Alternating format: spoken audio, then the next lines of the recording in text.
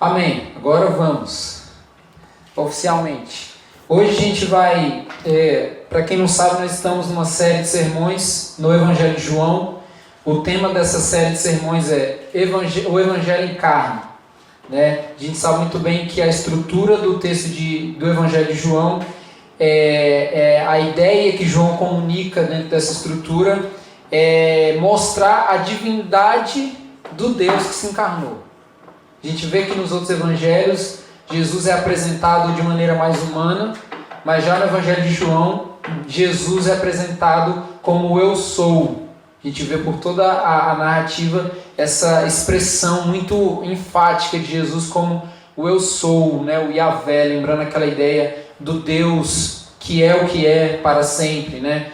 Como ele se apresentava no Antigo Testamento. E hoje a gente está seguindo aqui a nossa série. A gente vai iniciar o capítulo 9 do Evangelho de João. A gente está percorrendo aí nos últimos domingos, os episódios que mostram que está acontecendo uma festa. Né? Qual que é essa festa? É a festa das cabanas. O texto vai falar sobre, lá a partir do capítulo 7, sobre a festa das cabanas, que a gente conhece de maneira mais geral como a festa dos tabernáculos. A gente sabe algumas coisas sobre essa festa. Primeira coisa que a gente sabe é que essa festa ela não é uma festa que nem a gente faz festa. As festas judaicas, geralmente, elas são festas mesmo. O povo, quando queria celebrar, eles não era tipo assim, que hora começa? 7. Que hora termina? 10. Não. Eram 7 dias de festa. Assim como os casamentos, por exemplo, né? E a festa dos tabernáculos, né? Que também conhecida como festa das cabanas, tinha esse nome porque as pessoas vinham de todo lugar e traziam as suas cabanas para poder se alocar ali no templo, no pátio do templo e por ali, para poder participar da festa. E aí Jesus ele chegou nessa festa ali pela metade da festa. Não sei se você lembra lá no capítulo 7, os irmãos de Jesus chegaram para Jesus e falaram assim, se fosse você, iria lá para a festa, porque você não tem tanta coisa para mostrar para as pessoas, você não diz que é o Messias, você não diz que é o Cristo, então você deveria ir para a festa, que é o ambiente que todas as pessoas estarão lá, e você vai conseguir mostrar de uma vez por todas aquilo que você é. E Jesus falou assim para os seus irmãos, não, calma que não é ainda chegada a minha hora. E aí o texto fala que Jesus, depois que os seus irmãos foram para a festa, Jesus foi atrás. E a gente sabe muito bem que Jesus não foi atrás literalmente. Não é que os irmãos de Jesus foram e Jesus, já vou aqui no rastro. Não, Jesus passou um tempo, ou seja, mais ou menos na metade da festa, depois de uns 3 dias de festa, Jesus foi até o templo para a festa. E ali na ocasião, tudo isso, gente, está relatado a partir do capítulo 7. Então, quando Jesus ele chega na festa, o interesse de Jesus naquela festa não é participar da festa como um judeu. Não é tipo assim, poxa, essa é a festa da minha galera. Não era essa a intenção de Jesus. A intenção de Jesus em participar dessa festa e de qualquer outra coisa, de qualquer outro ambiente que ele fosse e participasse, era ensinar. Lá no Evangelho de Marcos, Jesus deixa muito bem claro que ele veio para ensinar. E ensinar o quê? A mensagem do reino de Deus. Essa é a ideia de Jesus. Então Jesus vai à festa não para vou celebrar a festa do meu povo. Não, eu vou porque eu tenho uma intenção, que é a intenção de ensinar. É isso que Jesus quer. Jesus tem essa ênfase ali, né? E o ensino de Jesus tem um enredo que se preocupa com o progresso da revelação de quem ele é. A gente tem falado isso direto. Jesus poderia muito bem, gente, chegar para as pessoas e falar assim, eu sou o Messias. E pronto, acabava a história. Mas Jesus ele tem uma preocupação pelo progresso dessa revelação. Jesus está se revelando como Messias. E essa revelação, ela não é assim. Ela é progressiva. Então Jesus tem zelo. Por isso que quando os irmãos de Jesus chegam e falam assim, Você deveria ir para a festa. Ele fala, calma que ainda não é a minha hora. Não é chegada a minha hora ainda. Porque não que Jesus não queria começar a se revelar, mas é que a ideia dos irmãos de Jesus é que Jesus chegasse e já falasse tudo que ele era. E Jesus, ele tem o enredo que corre ali, corresponde com fidelidade a esse progresso da revelação. Jesus está se revelando progressivamente. Esse é o interesse de Jesus. Então, o que a gente vê em toda essa apresentação de Jesus dentro desse contexto da festa? Em primeiro lugar, Jesus, ele se apresenta como quem foi enviado pelo Pai. Primeira coisa que Jesus faz quando ele vai ensinar o povo, ele foi enviado pelo Pai. E aí Jesus, ele questiona até os fariseus, porque os fariseus afirmam que conhecem a Deus. E aí os fariseus duvidam de que Jesus foi enviado pelo Pai. E Jesus questiona o conhecer. Por quê? Porque dentro de toda a narrativa da Bíblia, gente, presta atenção nisso, conhecer não é simplesmente eu sei o que é. Certo? Conhecer está atrelado a um monte de coisa que tem a ver com comportamento, com práticas. Então o que Jesus está querendo falar? Vocês dizem que conhecem a Deus, mas duvidam que eu sou enviado do Pai. Ou seja, vocês não conhecem a Deus. Vocês estão dizendo que conhecem o que vocês não conhecem. Vocês sabem quem é. Vocês ouviram falar, mas vocês não o conhecem. Então Jesus, a primeira coisa que Jesus faz é isso. Ele se coloca como quem foi enviado pelo Pai. Essa é a primeira coisa. E a segunda coisa, seguindo o enredo da revelação, né, de Jesus, do progresso da revelação, Jesus, ele se coloca como a fonte de água da vida. Ele é o enviado do Pai e ele é aquele que é a fonte da água da vida. Jesus, ele fala assim, se você tem sede, venha a mim e beba. Se alguém tem sede, venha até mim e beba. Por quê? Porque a água que eu tenho é a água que mata a sede. A água que eu tenho é a água que jorra da fonte. É interessante porque capítulos antes, Jesus fala que ele é a verdadeira comida. Agora ele está dizendo que ele é a água. Ele é a água da vida. Ou seja, o que Jesus tem para oferecer é completo. Não é que nem quando você vai, por exemplo, no shopping, você vai comer na praça de alimentação. E aí você sai orçando aqui o que é mais barato em cada lugar. Aí você compra um hambúrguer num lugar, aí você compra uma batata frita em outro lugar, aí você compra um refrigerante em outro lugar. Por quê? Porque para você, ou para o seu bolso, determinado lugar não te corresponde completamente. Mas quando Jesus ele se apresenta como quem é completo. A apresentação de Jesus, o que ele tem para oferecer, é algo que é completo. Ou seja, você não precisa procurar em um outro lugar. Você não precisa complementar nada em outro lugar. Então ele é o enviado do Pai e ele é a fonte da água da vida. Quem bebe dessa água, quem acessa essa água pela fé no Cristo, né? Fluem rios de água viva de si mesmo. É interessante porque todo motivo na Bíblia de você conseguir algo de Deus te leva a uma responsabilidade. Ou seja, Jesus está dizendo que ele é a fonte da água da vida, certo? Se você vai até ele, você encontra água. Legal, né? Mas ele diz que quando você encontra essa água, de você flui rios de água viva. Tudo que nós encontramos em Jesus não para em nós. Não pode parar em nós. O que nós temos para receber de Deus não é algo para que nós possamos contemplar algo para nós simplesmente. Mas é algo que agora eu tenho de Deus para que flua para tudo que está ao meu redor. O Evangelho tem a ver com isso. Por isso que o Evangelho não é a notícia de que você ganha algo de Deus, simplesmente. Né? Digamos que você ganha algo de Deus, vírgula, e não ponto. Você ganha algo de Deus, mas para algo maior. Né? Nós somos criados assim.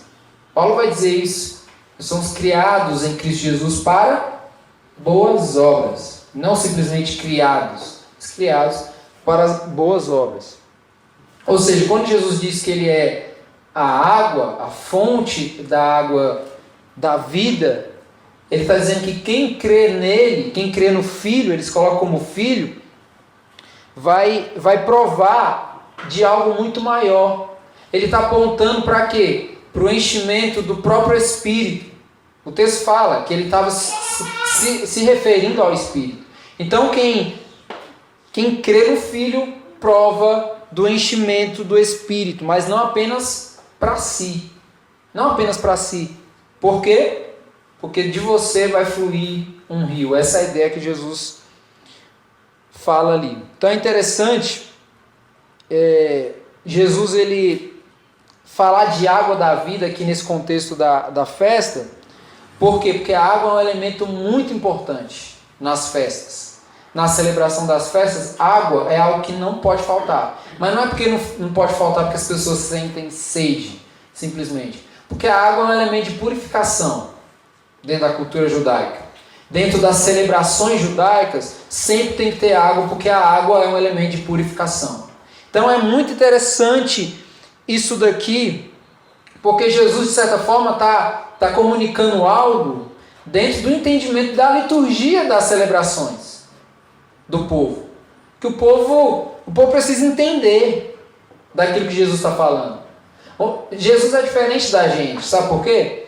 Porque quando a gente estuda muito a Bíblia e teologia, a gente quer ensinar as pessoas a elas serem inteligentes. E às vezes elas não entendem nada que a gente está falando. Às vezes a gente prega um sermão que a gente passaria numa disciplina lá do seminário, mas que 90% das pessoas que estão na nossa frente não entendeu nada.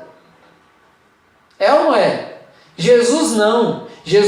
O interesse de Jesus no progresso da sua revelação também é o interesse de que as pessoas compreendam a mensagem. Esse é o interesse de Jesus. Por isso que Jesus usa elementos para contextualizar com o cenário, com o que está acontecendo ali, para que as pessoas consigam entender aquilo ali. Jesus está sendo aqui bastante intencional em se apresentar como a água que sacia a sede, que purifica de uma vez por todas. Vê como tem uma ligação naquilo que Jesus está falando e com o que está acontecendo ali na festa? É isso que Jesus faz aqui. E é a terceira coisa que a gente vê dentro desse progresso da revelação de Jesus dentro da festa, inclusive, de apresentação, e que aqui a gente chega no assunto do nosso sermão de hoje, é que Jesus ele se apresenta como a luz do mundo. Isso aqui é o ponto máximo do que a gente quer falar hoje. Jesus ele se apresenta como a luz do mundo. No versículo 12 do capítulo 8, Jesus ele diz o seguinte: eu sou a luz do mundo. Quem me segue não andará nas trevas, pelo contrário, terá a luz da vida. Olha que interessante Jesus está falando. Isso aqui, gente, é um ponto crucial desse bloco aqui da narrativa. Por quê? Porque Jesus, ele acabou de se apresentar como a água da vida, né? Ele acabou de se apresentar como aquela água que mata a sede, como aquela água que purifica ao ponto de fluir das pessoas ali algo além de si, né? É isso que Jesus está apresentando aqui. E depois disso, antes dele se apresentar como a luz do mundo, isso a gente está falando do capítulo 7 até o 9. Antes de Jesus se apresentar como a luz do mundo, trouxeram uma mulher, pega em adultério e colocaram diante dele, para que ele pudesse julgar o pecado e o crime. Para o fariseu, o crime daquela mulher. Então trouxeram ali a mulher ali. E aí o que acontece? Jesus ele confronta a consciência dos fariseus. Lembra que quando os fariseus chegam e colocam a mulher ali, eles falam assim, olha Jesus, essa mulher que ela foi mestre, né? Mestre. Essa mulher foi pega em adultério. A lei diz que ela tem que ser apedrejada. E aí? O que você vai fazer? Eles queriam colocar Jesus, né, em contradição. E aí o que é interessante naquilo ali?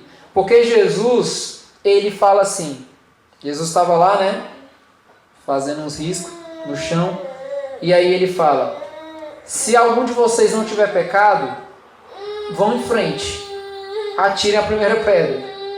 E Jesus automaticamente volta a fazer o que ele estava fazendo. Por que isso é interessante? Jesus sabe que ninguém vai surpreender ele. Jesus não fica parado esperando qual será a atitude deles. Não, Jesus fala e volta a riscar no chão. Porque nada pode surpreender Jesus ali. Jesus sabe que eles são pecadores, que ninguém vai tirar pedra. Por quê? Porque Jesus está confrontando a consciência daqueles fariseus. E o que é mais interessante ali? Os fariseus tanto não atiraram pedra, como foram embora. Sabe o que é profundo nisso? Eles foram embora porque não se pode ficar diante de Deus em pecado. Com uma expressão de garantia de pecado sem que isso não te ofenda. E aí eles vão embora. Então Jesus fez o quê? Confrontou a consciência daqueles caras. Foi isso que Jesus fez ali. E aí, depois, Jesus acolhe aquela mulher e pergunta, cadê os seus acusadores? Não te acusaram? E aí ela fala, não, Senhor, ninguém me acusou. Né? E aí Jesus acolhe em misericórdia aquela mulher, mas mesmo com a fragilidade, aquela mulher está frágil, né? Ela foi violada ali, emocionalmente. Jesus acolhe ela na sua fragilidade, mas fala para ela, vá e não peques mais. Certo? Isso aqui entre o intervalo que Jesus diz que é água, a fonte da água da vida, e onde ele diz que ele é a luz do mundo. Nesse intervalo aqui. Pode ser, gente, que depois disso, depois desse acontecimento aqui, aquela mulher ela pode ter ficado sem saber o que fazer. Né? Assim, beleza, não vou pecar, mas e agora? Qual que é a direção? O que eu devo fazer? Qual que é o caminho aqui? Pode ser que ela tenha ficado ali, sem saber o que fazer, para não mais pecar, para seguir ali a ordem de Jesus.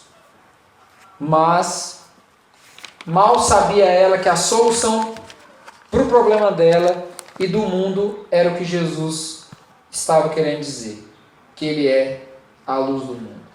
Jesus ele é a luz do mundo. Por quê? Por que Jesus é a luz do mundo? Porque quem anda com ele, quem anda com Jesus, desconhece as trevas. Gente, a gente falou um pouco disso no Diáspora da semana. Para quem não sabe, Diáspora é o nosso grupo de estudo bíblico no meio da semana, que a gente estuda o Catecismo de Heidelberg. Gente, só tem 2 caminhos, certo? Se está em um, automaticamente não está no outro. Mas se está no outro, automaticamente não está no outro primeiro. Não tem uma terceira via. Se Jesus diz que é a luz do mundo, e ele diz que quem está nele não conhece as trevas. É isso que Jesus está falando. Porque não há compatibilidade de luz com trevas. Não existe. É isso que Jesus está falando. Ele é a luz do mundo, quem anda com ele desconhece as trevas. Só que ele não para aí, pelo contrário. Pelo contrário, tem a luz da vida. tem a luz da vida, acessa a luz da vida para a eternidade. É isso que Jesus fala.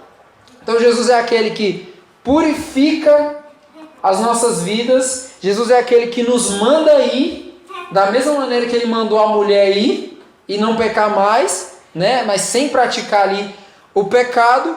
E ele é a solução para a obscuridade dos nossos pecados. Por isso que Jesus fala que ele é a luz do mundo. Aquela mulher pode ter ficado, beleza, mas e aí, qual que é a solução? Jesus, ele dá a ideia completa. Vai e não peques mais. Beleza, mas o que eu faço? Eu sou a luz do mundo. Quem está em mim, automaticamente não está nas trevas. Não vive disposto, vulnerável ao pecado, à entrega do pecado. É isso que Jesus fala aqui, certo?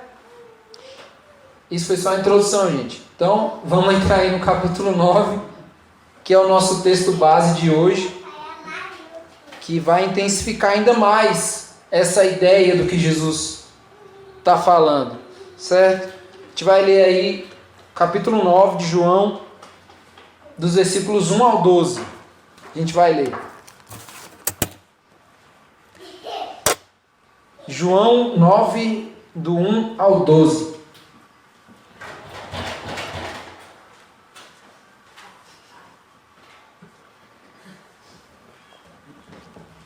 O texto fala o seguinte: enquanto Jesus caminhava, viu um homem cego de nascença. E os seus discípulos perguntaram: Mestre, quem pecou para que este homem nascesse cego? Ele ou os pais dele? Jesus respondeu: nem ele pecou, nem os pais dele. Mas isso aconteceu para que nele se manifestem as obras de Deus. É necessário que façamos as obras daquele que me enviou enquanto é dia. A noite vem, quando ninguém pode trabalhar. Enquanto estou no mundo, sou a luz do mundo. Depois de dizer isso, Jesus cuspiu na terra, fez lama com a saliva e com a lama untou os olhos do cego. Então disse ao cego: Vá lavar-se no tanque de Siloé. Siloé quer dizer enviado. O cego foi, lavou-se e voltou vendo. Então os vizinhos e os que antes o conheciam de vista como mendigo perguntavam: não é este o que ficava sentado pedindo esmolas? Uns diziam: é ele. Outros: não, mas se parece com ele. O homem dizia: sou eu. Então lhe perguntaram: como foram abertos os seus olhos? Ele respondeu: o homem chamado Jesus fez lama, passou nos meus olhos e disse: vá ao tanque de Siloé e lave-se. Então fui, lavei-me e estou vendo. Eles perguntaram: onde está ele? Respondeu: não sei. Deus, eu quero te agradecer pela tua palavra, quero te agradecer pela leitura, pelo acesso que nós temos à revelação, à tua revelação. Peço que o Senhor clareie o nosso entendimento, que o Senhor amoleça o nosso coração, que o Senhor transforme para o nosso coração com a tua palavra, Pai. No nome de Jesus. Amém. Gente, a gente viu no final do capítulo 8, antes da gente entrar aqui no capítulo 9, Jesus ele tinha acabado de fugir do templo. Isso na festa. Jesus acabou de fugir do templo porque os fariseus queriam apedrejar Jesus.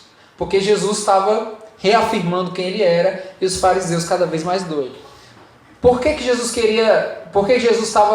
os fariseus queriam apedrejar Jesus? Porque Jesus confrontou os deuses dos fariseus. Jesus ele disse algo muito simples. Ele disse que ele era maior que Abraão, certo? E aí o fariseu fala assim: não, peraí, maior que o nosso pai Abraão, aí não. É interessante uma parte do texto que Jesus fala o seguinte: antes de Abraão existir, eu sou. Ok, eu estou arrepiado, hein, gente? Antes de Abraão existir, eu sou. Quando os fariseus estão tentando ali, poxa, mas Abraão é o nosso pai, nós herdamos muita coisa que vem dele, nós somos a descendência. Jesus fala: antes dele existir, eu sou. E aí os caras ficam doidos, né? Como assim? Você não tem nem 50 anos? Tem nem 50 anos e existe antes de Abraão, que história é essa? Então os caras ficam loucos com Jesus e querem apedrejar Jesus. Então Jesus foge do templo porque tocou nos ídolos do povo, né? Dos fariseus ali. E aí do lado de fora do templo, depois que Jesus já sai, enquanto Jesus caminhava, o texto diz que ele viu um homem cego de nascença. Então, pela ocasião ali da festa que está acontecendo ali, né, onde a cidade estava movimentada, porque vinha gente de vários lugares e tudo mais, aquele cego, ele encontrou ali naquela região do templo uma oportunidade para ele pedir esmolas. Era uma oportunidade para ele conseguir uma boa esmola, porque tem muita gente ali na região, as pessoas estão vindo de todos os lugares, então é uma grande oportunidade, certo? Tem algo que é muito interessante aqui e que sempre me atrai nas ações de Jesus, que é a intencionalidade de Jesus, em coisa muito simples. Isso não pode passar desapercebido dentro do texto, quando a gente está lendo a Bíblia. O que é essa coisa fantástica de Jesus aqui, que mostra a intencionalidade dele? O texto diz que Jesus viu aquele homem. Você pode passar lendo o texto e achar que é só uma informação. E aí Jesus caminhando viu o homem que era cego de nascença. Parece aparentemente uma informação, mas não é algo que é apenas uma informação. O texto mostra algo que é revelado do caráter de Deus. Jesus viu. Jesus viu aquele homem ali que é cego de nascença. Isso aqui é muito interessante. Sabe por quê? Porque a gente não olha quem não nos enxerga. Por que Jesus está olhando para quem não vai conseguir corresponder nada para ele? É ou não é? Qual que é o interesse de você, por exemplo, chegar para um cego e tentar se comunicar com ele? O que ele tem para te oferecer? Ele nem está te vendo. A gente já começa a entender um pouco desse progresso da revelação de Jesus como uma apresentação do seu caráter completo. A gente sempre está falando isso. Deus, ele apresenta o seu caráter e não facetas do seu caráter. Ele apresenta o seu caráter. O Deus Santo é o Deus que vê. É o mesmo Deus que vê. O Deus que é amoroso é o mesmo Deus que age com justiça e pune, né, os desobedientes. É o mesmo. Ele não deixa na gaveta características da sua natureza para agir em diversas situações. Deus não faz isso. Então, a gente já vê algo da natureza de Deus aqui na pessoa de Cristo muito enfática. Jesus viu aquele a qual não poderia ver. Jesus enxergou alguém que não poderia enxergá-lo. Isso já nos ensina uma coisa. Qual é a nossa intenção de olhar para as pessoas? Por que nós olhamos para as pessoas? Qual que é o interesse que nós temos de olhar para as pessoas? Por que nós olhamos? Será que nós queremos olhar porque nós queremos que o nosso olhar seja correspondido de alguma forma? Ou será que nós estamos caminhando pelo trilho de Jesus, que é a luz do mundo, e que nos ensina que nós devemos ver? A gente tem que ver. Ah, mas se eles não me verem, não me enxergarem, não importa. A ideia é que nós devemos ver. Então, isso já fica aqui para a gente pensar. Você olha para quem não te enxerga? Você tem interesse por quem não te enxerga? E aí Jesus viu, mesmo sem ser visto, Jesus viu aqui. E aí no versículo 2, os discípulos perguntaram para Jesus qual a causa da cegueira daquele homem. Por que aquele homem era cego? Né? Ali no mundo antigo, toda enfermidade era associada ao pecado. Era uma punição por causa do pecado. Então, já fica no imaginário das pessoas que se o cara é cego, é porque alguém pecou e ele herdou aquilo ali. Né? Ou foi ele, ou foi os pais. O questionamento dos discípulos ali de Jesus é isso: quem pecou? Foi ele ou foi os pais? Mas o que a gente sabe no texto? Que esse homem é cego de nascença. Ele já nasceu cego. Então já exclui a possibilidade da cegueira dele ser por causa do seu próprio pecado. Ele já nasceu cego. E outra coisa que Jesus está ensinando aqui, que é uma coisa, gente, que crente que é crente não pode acreditar. Jesus está desmontando qualquer ideia de maldição hereditária. Certo? Jesus está falando, isso aqui não é consequência de pecado dos pais. Isso não existe. Jesus está apresentando aqui uma terceira via. Nem é o pecado do homem, nem é o pecado dos pais. Nem ele pecou, né? E nem os seus pais. Agora imagina ali o silêncio que deve ter ficado ali, né? A princípio. Tá, mas e aí, Jesus? Não foi ele que pecou, nem foi os pais, e aí? Qual que é então o negócio? Mas Jesus ele continua falando. Isso aconteceu para que nele se manifestem as obras de Deus.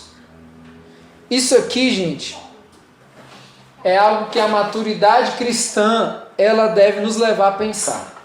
Certo? Deus ele usa dos sofrimentos, né? Ele usa dos sofrimentos para manifestar o seu poder. Glória a Deus. Glória a Deus Deus. ele usa dos sofrimentos para manifestar o seu poder. Deus ele não desconhece o sofrimento humano. Onde está Deus? Né? Petrópolis, cadê Deus? Ucrânia, cadê Deus? Brumadinho, né? Mariana, tantas coisas. Cadê Deus? Onde está Deus? A gente pode ter certeza de uma coisa. O Deus que viu, que é o Deus que vê, que é o Deus que enxerga a humanidade, ele não desconhece os sofrimentos. Em momento nenhum. Pelo contrário, ele vê. Ele vê os sofrimentos. Jesus aqui, ele viu o cego. Viu ou não viu? O texto diz que ele viu o cego. E agora, como médico dos médicos, ele dá o diagnóstico da doença. Agora ele vai dizer o diagnóstico aqui da doença. Versículo 4 e 5 fala o seguinte: é necessário que façamos as obras daquele que me enviou enquanto é dia. A noite vem quando ninguém pode trabalhar. Enquanto estou no mundo, sou a luz do mundo. Então Jesus ele pega aqui e ele faz um comparativo entre o dia e a noite para falar de algo que é interessante. É o tempo oportuno de agir. Jesus está falando de um tempo oportuno para ele agir, que é no momento onde ele se apresenta como a luz do mundo. Qual é o momento certo de Jesus agir? O momento que ele se mostra como aquele que é o solucionador do problema. Ele é a luz do mundo. Então é nesse momento que o problema é solucionado. Quando ele se apresenta como quem pode solucionar o problema de fato. E falando sobre essa ideia, quando a gente olha a história da Bíblia, a história da humanidade, desde lá do início, a gente já tem certeza de que Deus ele se apresentou desde o início do mundo como sendo luz. É ou não é? Desde o início do mundo, Deus se apresenta como luz. A luz de Deus, gente, é uma luz que é imanente e transcendente. É imanente e é transcendente. O que isso significa? Quando Deus ele aparece na esfera cósmica do universo,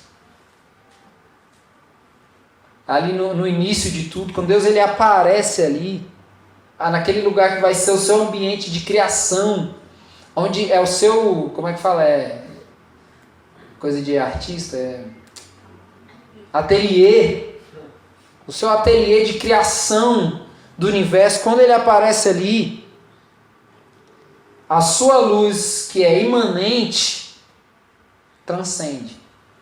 O que isso significa na prática? Deus não trabalha no escuro. Deus não trabalha no escuro.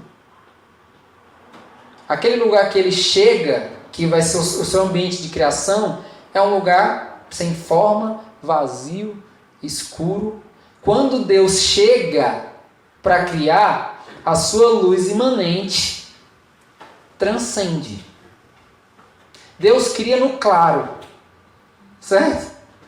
Deus passa a criar no claro, porque é aquilo que é transmitido da essência do seu ser. Entendeu? Essa ideia ali, ou melhor, Deus ele desconhece a escuridão por causa da imanência da luz do seu ser. Deus não conhece escuridão.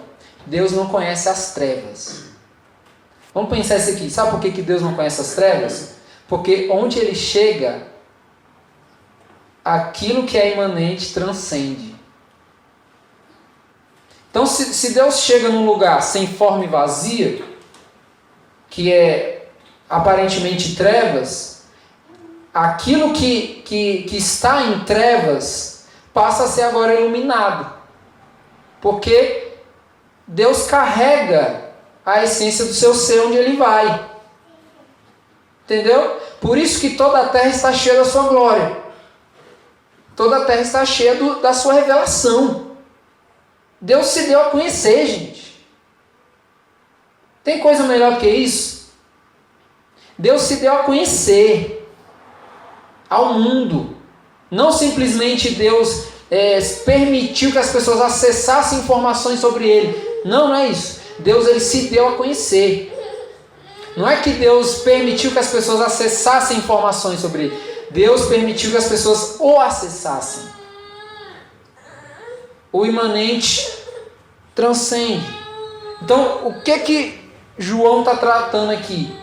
João está tratando da divindade atemporal do Deus encarnado.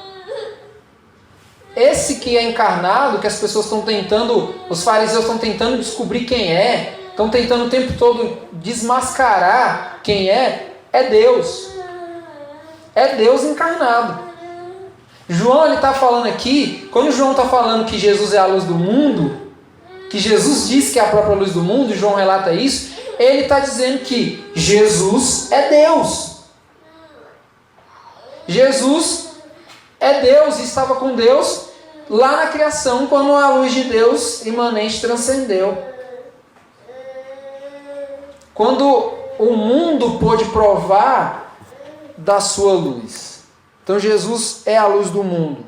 É uma luz imanente que transcende e que atinge as pessoas. Então depois que Jesus falou isso, no versículo 5, ele fala: enquanto estou no mundo, sou a luz do mundo. Depois que Jesus falou isso, ele cuspiu na terra, ele fez lama ali, pegou a saliva, uniu com a terra ali, fez uma lama e untou os olhos do cego. Ele selou ali os olhos do cego. E aí no versículo 7, fala o seguinte: então disse ao cego: vá lavar-se no tanque de Siloé. Siloé quer dizer enviado. O cego foi, lavou-se e voltou vendo. Então Jesus manda o cego ir lavar seus olhos no tanque de Siloé. E aí o texto identifica aqui que a palavra Siloé significa enviado. Quando a gente vai ler mais sobre esse tanque, a gente sabe também que, além de enviado, também significa conduzido. Siloé é enviado e é conduzido. E isso tudo é derivado do termo enviador no hebraico. Então, enviador, enviado, conduzido. Essas palavras estão ali permeando a ideia desse tanque aí de Siloé. Então esse nome aqui provavelmente seja uma referência ao canal que conduzia a água que jorrava da fonte para dentro desse tanque.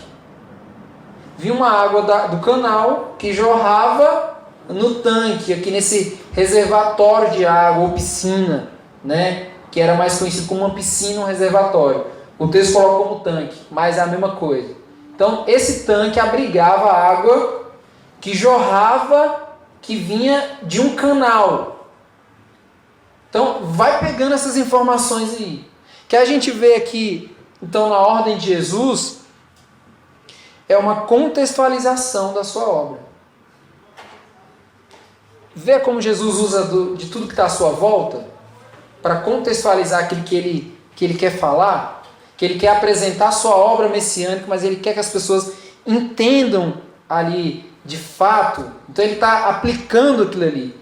Jesus, ele é a luz do mundo, né? Ele é o enviado do Pai, ele é a água da vida, ou seja, a água que purifica, ele é isso. E aí quando Jesus ele fala na festa que se alguém tem sede, que é para ir até ele e beber da água da vida, ele está fazendo referência ao tanque. Porque é algo que está de fácil acesso para as pessoas. O tanque é conhecido de todos que estão ali na festa. Jesus está fazendo uma referência ali à importância que esse tanque de Siloé tem para aquelas proximidades, tem para a festa, tem para o templo, né? Para abastecimento ali do templo, da festa. Jesus está dando um exemplo, que as pessoas consigam entender. É isso que Jesus está fazendo aqui. E a gente acaba de ver que o significado de Siloé é enviado. É ou não é? O texto diz que a palavra Siloé significa enviado, porque era enviada água da fonte para jorrar no tanque. Vê que os conceitos estão todos interligados àquilo que Jesus está falando o tempo todo.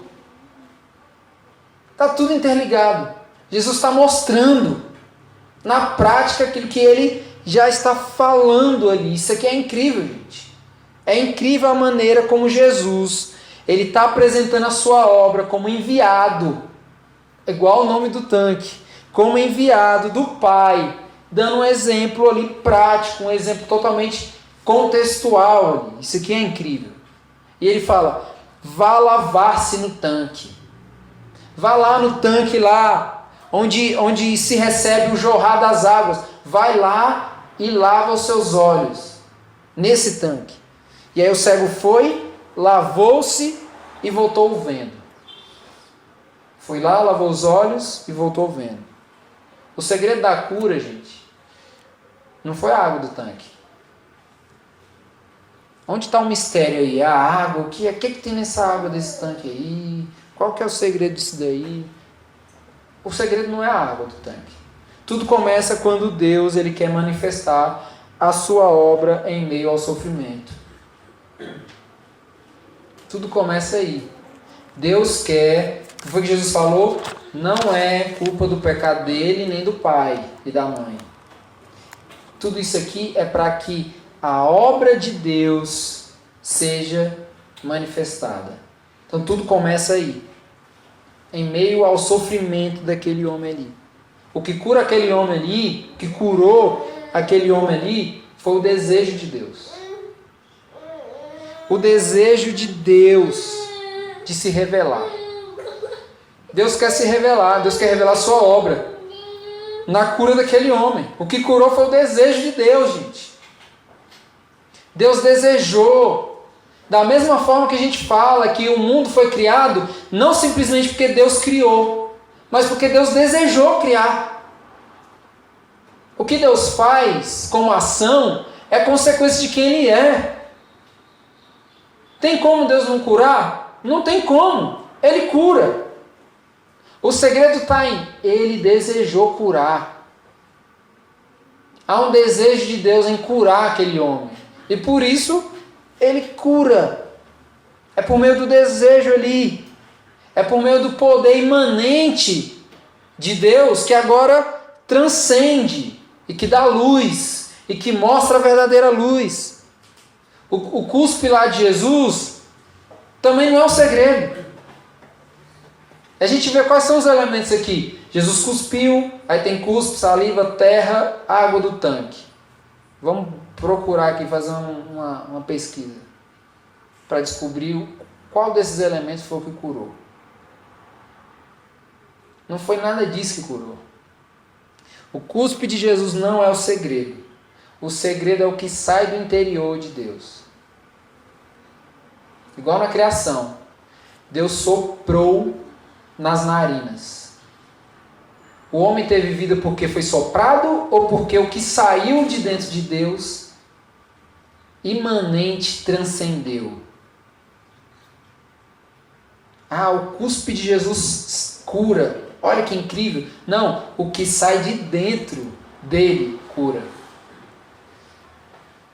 Porque o que tem dentro dele é perfeito. Esse é o segredo aqui. O que sai do interior de Deus por meio da saliva é o que cura aquele homem. É o que sai. É o que ilumina. É o que abre os olhos. É a luz do mundo que abre os olhos. Por isso que o tema do nosso sermão é a luz que abre os olhos. Esse texto aqui não está simplesmente apontando para um evento miraculoso de Jesus. Se a gente pudesse falar, qual que é o tema central desse texto aqui? Imagina que você vai criar esse sermão. Provavelmente você vai colocar assim, Jesus cura. O homem que foi curado por Jesus. É ou não é? Porque a nossa ênfase está naquilo que ele fez. Só que a ideia central desse texto aqui é Jesus é a luz do mundo. E essa luz abre os olhos. Essa luz ela ilumina e tira a cegueira dos olhos. Essa que é a ideia. Jesus curar. Gente, Jesus vem curando aqui. Jesus já vem curando aqui há muito tempo. E que é engraçado que parece que é sempre no sábado, né? É sempre no dia que os caras vão questionar. Jesus sempre está curando aqui. Mas a ideia não é essa. A ideia é que Jesus é a luz do mundo. Jesus é aquele que ilumina esse mundo. E aí os versículos 8 e 9. O texto fala: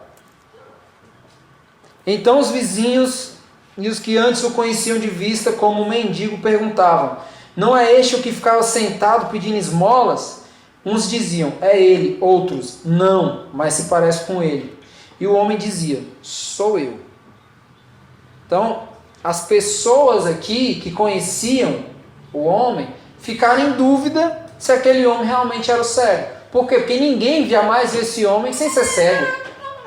Então, uns conseguiam fazer uma associação entre aquele homem que eles conheciam antes, que era cego, e esse novo homem. Mas outros diziam: Não, não é aquele homem. Não é aquele mendigo que ficava pedindo ali.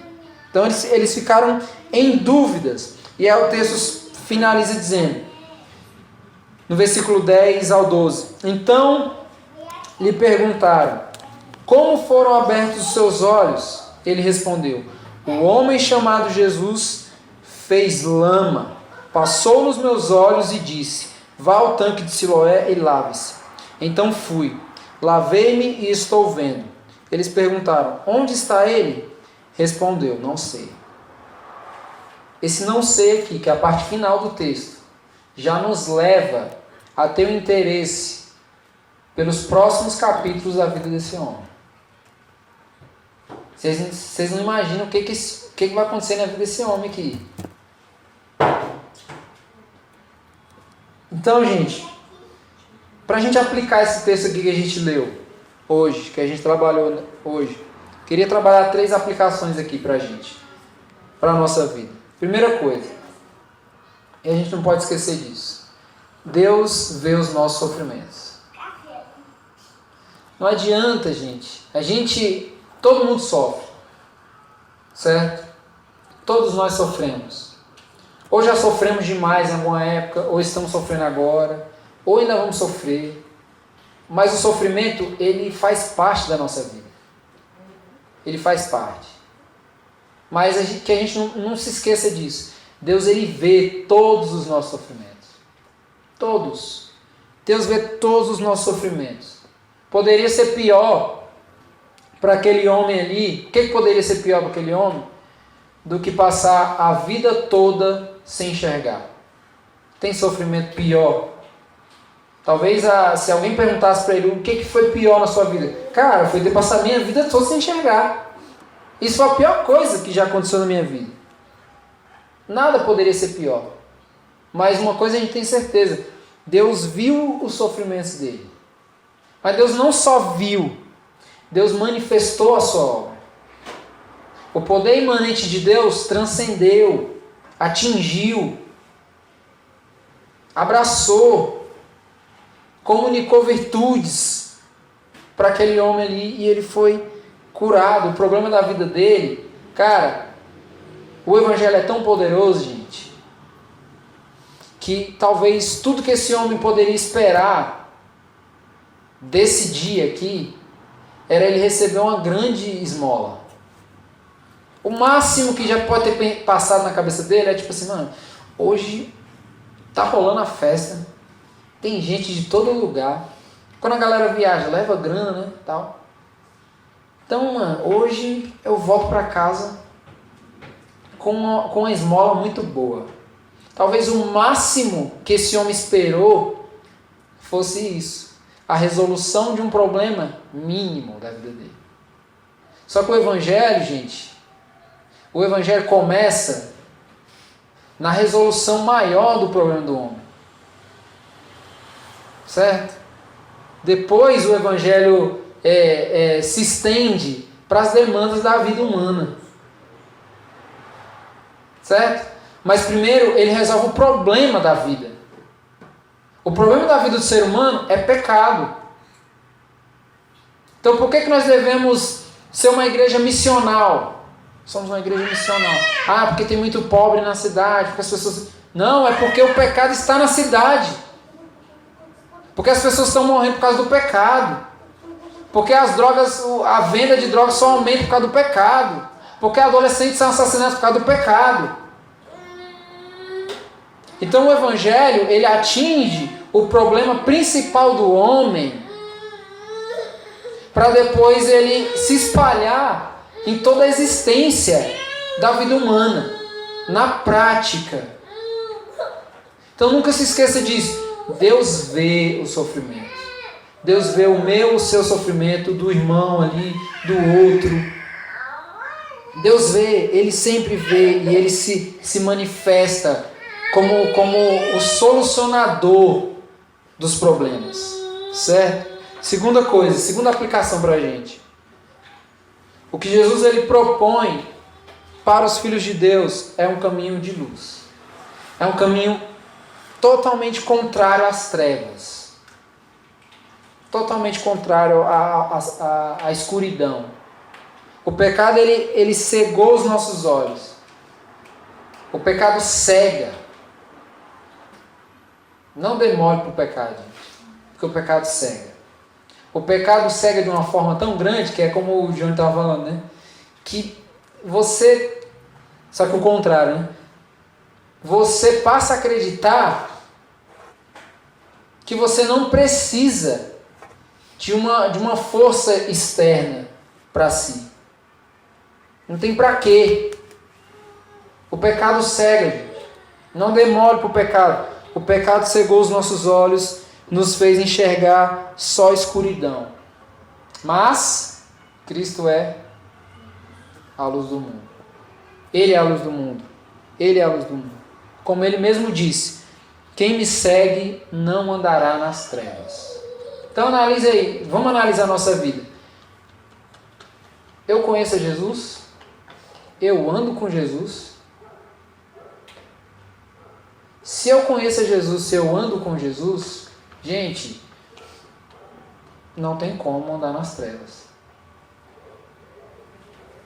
Não dá. É impossível. É o que Jesus diz: quem me segue não andará nas trevas. Não andará nas trevas.